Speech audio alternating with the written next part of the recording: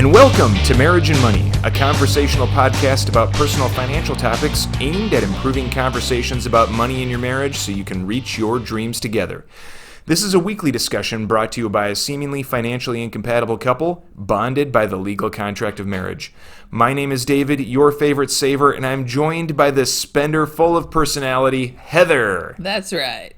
Loads and loads of it. More personality than I could possibly imagine or hope We'd for. love to hear from you all. Please send us questions or comments. You can email us at marriageandmoneypodcast@gmail.com or message us on Instagram at marriage.and.money. Well, we have a great show planned for you today. I know you weren't expecting that, but we have a great show. Today we're going to be talking about different money personality types. I am so excited about this topic. I know I've said that on a few of the episodes, none of them of which are saving episodes, but I am really pumped about this because I think it's a super fun topic. You've done a lot of personality types and quizzes and types of stuff like that, right? I am a total follow into all of those quizzes or anything that head online. But yes, I love personality quizzes. I think I've taken most of them. If there is a personality quiz out there that I haven't taken, please let me know. Email me, message me. I've done the Myers Briggs. I've done enneagram. I've done the animal strengths finders. You name it. If it's a personality quiz, I have taken it. I love this stuff. And you've tried to make me go through and take it and get all excited about every single one of them. I know. You just don't get the same excitement. I struggle. I mean, I see the value in them. I do see the value, but at the same time, it gets a little bit, it can be hard to really get focused on it and just see myself as identified in every single one of those. Yeah, I just really like them because it helps you understand yourself better and why you behave you do and the way you do. And I am always trying to self-improve and get better. And so it helps me to be aware of what my weaknesses are, what my strengths are, and like be able to just be a better human all around. So we thought, what better way to figure out also how best to talk about money in your marriage by understanding your money personality. So this is something I hadn't really thought of. I mean, we talk a lot about spender versus saver and different like parts of our personality, but we hadn't really talked about a quiz or a test out there. So we thought this could be an interesting topic. I also think what's interesting about David and I is that while we are different in some ways, the spender versus the saver, there are a lot of ways that we are similar. And I think that's what makes life interesting. I'm not sure that would be good to be all completely opposite or all completely the same. So I think we've got a good balance of having some things in common, but then being able to balance each other by having different perspectives. So I think this will be interesting, and hopefully this will be interesting for you and your spouse.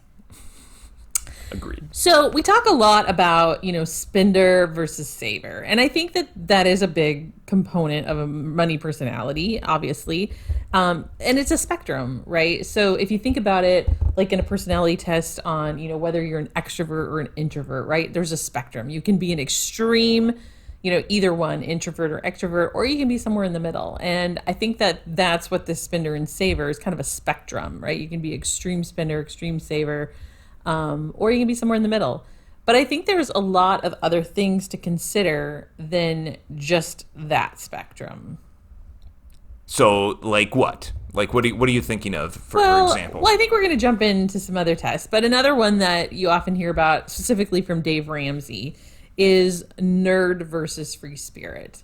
And again, that has nothing to do with spender or saver. It's a completely different spectrum. So that one kind of, the nerd is really into spreadsheets, really into tracking, really into, being able to kind of track and nerd out on like you're tracking your finances. And the free spirit is like, I don't care. I don't need to know the number.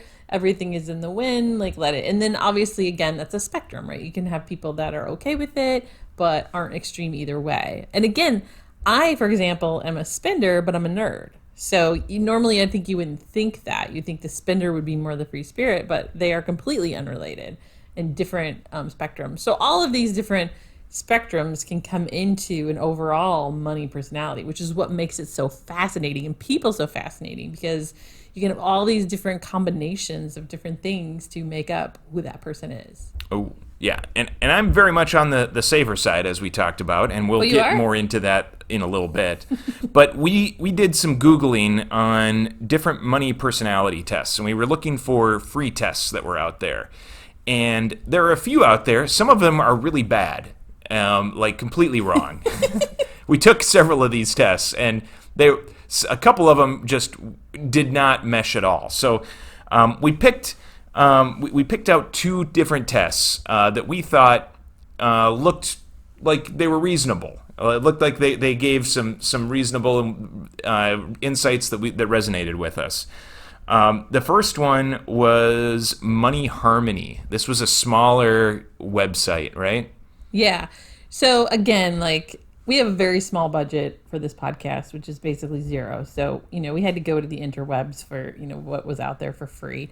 And again, this is not something we had ever really done, taken a personality test, so we didn't know it was out there. So, yeah, so the first one we did was Money Harmony. This one was, and we will link to these in the show notes, so you guys can go out and take them as well if you love these tests as much as I do. This one had 20 questions, and each question had 5 answers to select from. So they were situational type questions, and you had to pick one. And I think the reason there were 5 answers is because at the end of it, there are 5 personality types that it defines, and it rates you. So you answered so many questions as each of these different personalities. So just to go over them really quickly. The first personality type is called an amasser. Amasser is if you tend to be a money amasser. If you are happiest when you have large amounts of money at your disposal to spend, to save, and or to invest. If you are not actually spending, saving, or investing, you may feel empty or not fully alive. You tend to equate money with self-worth and power, so a lack of money may lead to feelings of failure and even depression. So that is kind of a high level on an amasser. The next one is an avoider. If you tend to be a money avoider, you probably have a hard time balancing your checkbook, paying your bills promptly, and doing your taxes until the very last minute. You may avoid making a budget or keeping any kind of financial record. You won't know how much money you have, how much you owe, or how much you spend. The third type is a hoarder. If you tend to be a hoarder, you like to save money. You also like to prioritize your financial goals. You probably have a budget and may enjoy the processes of making up a budget and reviewing it periodically. You most likely have a hard time spending money on yourselves and your loved ones for luxury items or even practical gifts. The fourth type is a money monk. You are a money monk. You think that money is dirty, that it is bad, and that if you have too much of it, it will corrupt you. In general, you believe that money is the root of all evil. It stands to reason that you identify with people of modest means rather than with those that amass wealth. And finally, the last category is spender. If you are a spender, you enjoy using your money to buy yourself goods and services for your immediate pleasure. You probably get satisfaction from spending money on gifts for others. The odds are that you have a hard time saving money and prioritizing the things you'd like in your life. So, David, what did you think of those 5? How did you rank on these? Well, when I took the test, of the 20 questions, I had 0 that aligned with spender. So I don't know if that's a surprise to you at all. So you're a little on the extreme of saver on the spender-saver spectrum. I am definitely, well, it just means I'm on the low side of spender. So if the descriptions that you read, amasser had a fair amount of spending in it, if you remember. Yes. And my second least would be money monk. So I don't think money is evil. I had 1 positive response out of the 20 to identify with money monk. Avoider, I had 3 responses, so still pretty low. Amasser was up to 5. So I just want to call out that my second most identified area is amasser, which has to do with spending. Partially, yes. Partially. So let's just admit that I'm not adverse completely. But shockingly, your response was, So hoarder was my number one with 11 responses. wow, 11 over out half. 11 out of 20 identified with hoarder, and and so I think that I identify with the description a lot of that. I guess I wouldn't put myself in a hoarder. I don't know. Hoarder seems like a bad word, but Don't get stuck on the label. It's more the description. Yeah, I totally resonated with this test. I thought this test was awesome. This was totally me. I came in as an amasser with 8 responses, which is totally me because I am a mix of spending and saving. I do say I'm a spender and I enjoy spending and I feel free to spend, but I do also like to save. But I do like having lots of money. I know that sounds horrible, and I need to be careful about it. But this is why these things are good, because it identifies that is a value of mine. And so I need to make sure that I don't idolize it and it doesn't become, an idol for me. But what I thought was interesting for me is I was pretty split down the middle between hoarder and spender. So hoarder actually had more. I had 5 responses, and spender I had 4. So I actually was more of a hoarder than a spender, which was interesting to me. But that's where I would say, I'm not sure I agree with that. I know compared to you, I'm definitely a spender, but I do like to save. I do, because I do want to have money, right? I don't want to be broke. Sure. So, where do you think you've seen this in our marriage, like the differences? Well, I think on the amasser side with you, it's meant that you value a lot of things that I don't value as much. Like you value having a luxury car or having, and I like luxury cars. I like nice houses. I like having stuff, right? Like nice stuff who doesn't like nice stuff? But I think the clash for us has been over, do we value that nice stuff or do we value the security more? And for me, I value the security more, and for you value the nice stuff and the status that comes with nice stuff, I think, a little bit more. Right. Yeah, I think, again, like you nailed it. I think our biggest issue for us has been what to do with our money. I do like to spend, and I do like to go for nice things. I like a fancy dinner. I like to buy stuff for the house, and you really don't have any interest in that. And it's actually really difficult for you to spend at all. You want to just save every penny. And so we have to be very thoughtful and prepare when we're making money spending decisions. We can't just wing it. Another example where I've seen that in our lives is around like gifts for people. Like I will, on a moment's notice, have a friend who's going through something or whatever and want to buy something for them or treat them. It's one of my natural reactions, and I feel like you're not always on board with that. You need time and plan, and was it in the budget, and to think through things. And so I think that's where kind of not that you don't get there, it's just it needs to be more planful and we need to talk through it. I like having a budget. Exactly. But things come up, surprises happen. And I think the other thing for me on the spending side is, and this is something I have to be careful with, is I do like to spend for immediate pleasure. And that was kind of in the definition of the spender. For example, if I'm feeling bad, I do sometimes like to buy something. I know that's not healthy and I don't recommend it, but it is something that's true about me. I remember one time, or even like if I'm happy, like I remember one time in college, I had just finished my finals. I think I shared this story. And I was walking through the Union and they had all these tables up and they were selling like CDs, and I bought like a $5 CD because I was just like, hey, I accomplished this goal. I'm feeling good and I wanted to treat myself. And I know that that's something I like to do, and I know that doesn't really get to you at all. But I have to be careful because it can get a little overboard. In fact, spending money when I'm not feeling well or feeling down can actually make me feel more down. It's actually I don't get that, but demotivating. What was that? I said I don't get that, but yeah, I know that's probably you.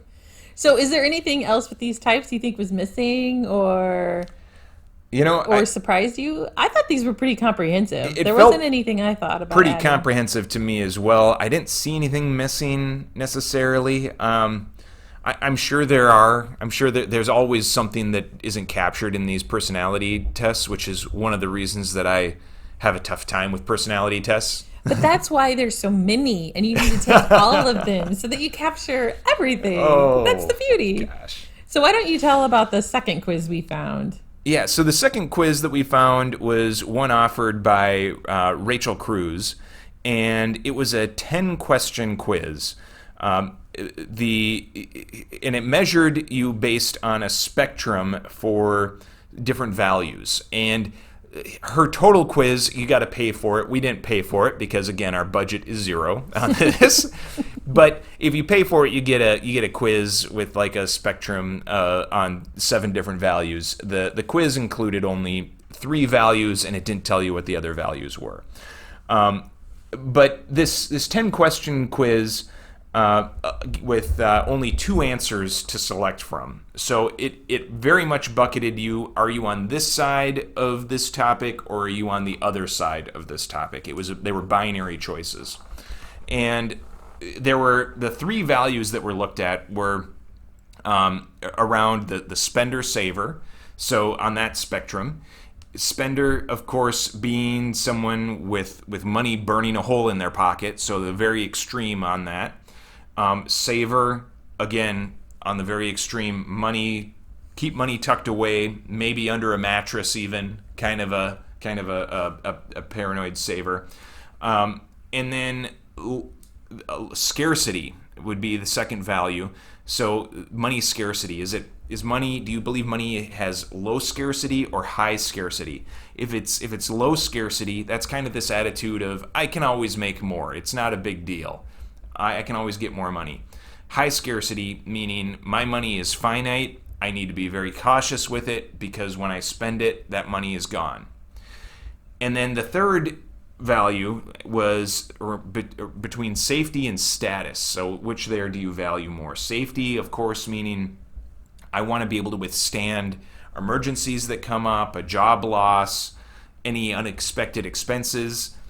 And status being, well, that's all good, but really what I want is that name brand purse, that luxury car, or I want to be seen as successful by others. So those were the three pieces on them. Where I landed, of course, on this was that I was listed as an extreme saver. Does that surprise you? Shocking. I think everybody listening to this podcast could have answered that for you. So I'm an extreme saver. I was on the farthest end of the spectrum that was there. I was in the mid-range on money scarcity, which I think is probably a healthy place to be. Yeah, I was a little surprised by that for you, though, but I do think that's healthy to be there, that, you're not like, I can get any kind of money or I can't get anything. And I think to some extent that speaks to the fact that I'm willing to put money into the market, right? So I'm not... Sure. I'm willing to invest. I'm willing to take some risk with my money with the understanding that I'm going to be able to generate more from that. Right. Like, we don't keep cash in the freezer, so don't come to our Correct. house and go through our freezer. There's not going to be any thing there for you to see. So Yeah, I don't have gold bars sitting under my bed or anything like that, which people do. And I think people that have that high scarcity mindset would do things like that. And then from a safety status standpoint, I am very much on the extreme safety side. So I care more about making sure that I'm secure in my future, that I have money for a rainy day, that I'm going to be secure in retirement, than I am making sure that I live life luxuriously today. You're going to do the safety dance. Do the safety dance. I think you wrote that song. I sure did. Yeah, I was a bit surprised with my results, a little bit. So I came out extreme spender. And I think that's because of the way that the test was written. Like, there were really only 2 options. So you either were kind of a spender or saver. So I pretty much always answered the spender way. But I would argue that I'm more in the middle because I do like to spend, but I do like to save. Like, I like to have money, so I don't spend everything. For example, when I lived in New York City, when I was single, back in the old single days, I was spending everything I made. I mean, I did save. I put 10% towards my 401k. It was just coming out, so I never saw it. But what I did take home in my paycheck went out the door. I was trying to make the most of my life being there. I was going to fancy dinners. I was going to shows.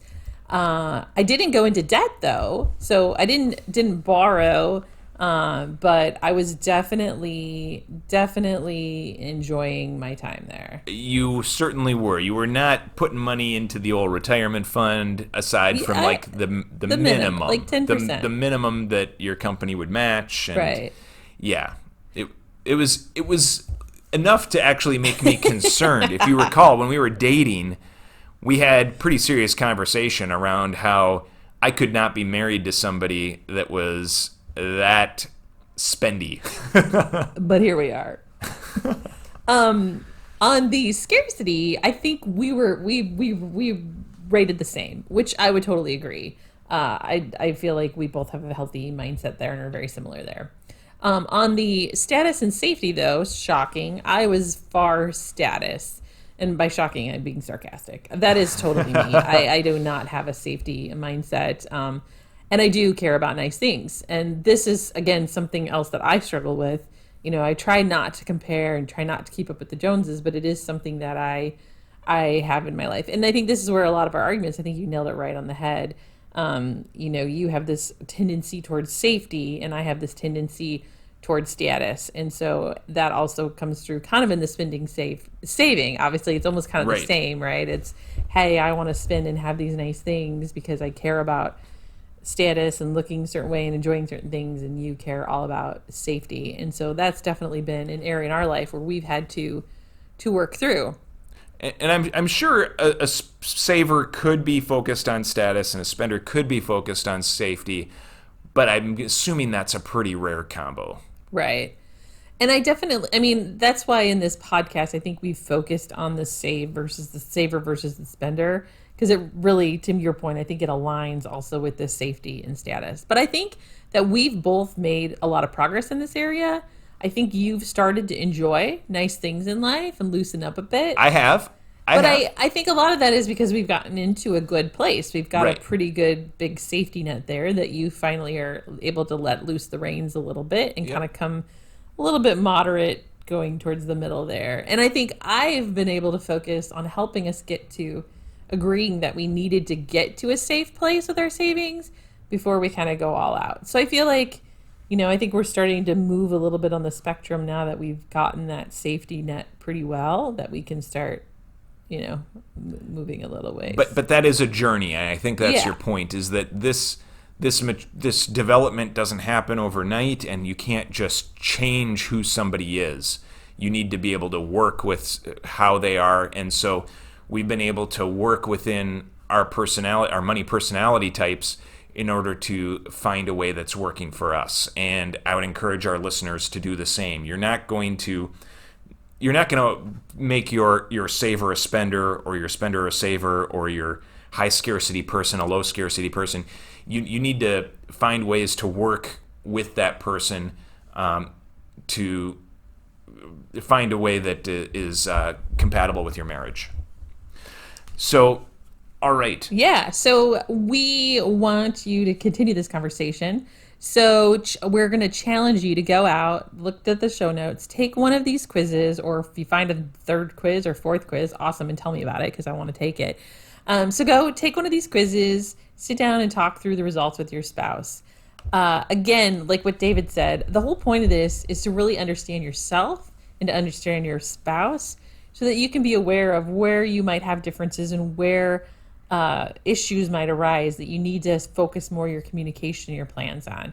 So have a little fun with this and take the opportunity to learn more about yourself and your spouse.